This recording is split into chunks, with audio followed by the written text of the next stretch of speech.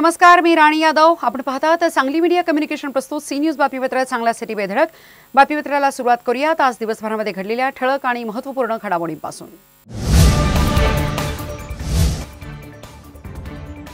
सांगलीत भर दिवसात धूम स्टाईलने 40 तोळे सोन्याच्या दागिन्याची बॅग लंपास. चोरीची घटना सीसीटीव्हीत कैद.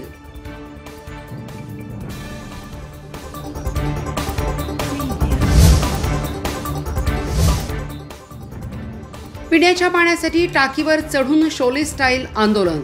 गावाला सुरळीत आणि स्वच्छ पाणी पुरवठा व्हावा, त्याचबरोबर गावातील विविध विकास कामांची मागणी.